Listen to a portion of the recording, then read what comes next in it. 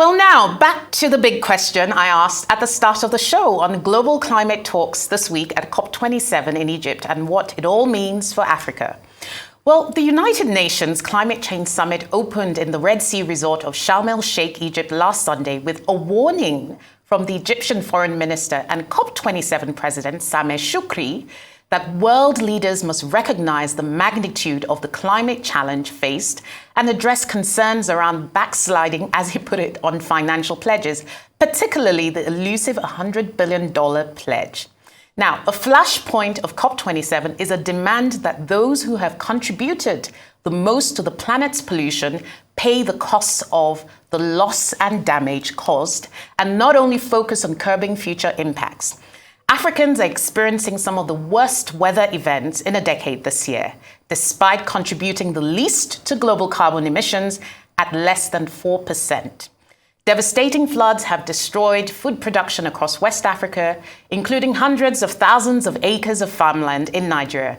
The worst drought in 40 years in East Africa has led to famine conditions for 50 million people, including nearly 8 million in Somalia. Extreme heat and wildfires have ravaged North African countries. In July, temperatures in Tunisia's capital broke a 40-year record. Meanwhile, cyclones have wreaked havoc in southern Africa and countries like Madagascar, Malawi since January, affecting thousands in the region. The climate chaos means the continent is losing up to 15% GDP per capita growth annually because of climate change. That's according to the Africa Development Bank. Now, paying for reconstruction is also more expensive because with downgraded credit ratings, poorer nations pay more for borrowing. African countries are demanding that previous financial commitments made by developed economies to tackle this issue be upheld.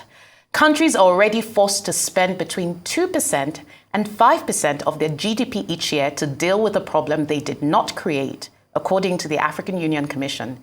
Notably, China, the world's largest emitter, is visibly absent at the climate talks. US President Joe Biden pledged to increase international climate financing from $5.7 billion to $11.4 billion per year by 2024. In one analysis, in fact, we suggest that the US owes developing countries nearly $40 billion based on historic carbon emissions. Clearly, without strong action from the world's two biggest polluters, there is little prospect of avoiding a global climate disaster. European leaders have also received criticism from African activists for pursuing erratic policies. Germany, for instance, has been pursuing development of a gas field in Senegal to plug its energy crisis, while at the same time demanding that African governments fast-track renewable energy for their own electricity needs. Now, loss and damage from climate change in developing countries are projected to cost between $290 billion and $580 billion a year by 2030. My question is, who will pay for this? The West needs to get serious about loss and damage, but Africa needs to get serious about building climate-resilient infrastructure and strengthening regional cooperation to pool and harness resources if the global funding commitments to tackle climate change don't materialize quickly. You've been watching Business Week.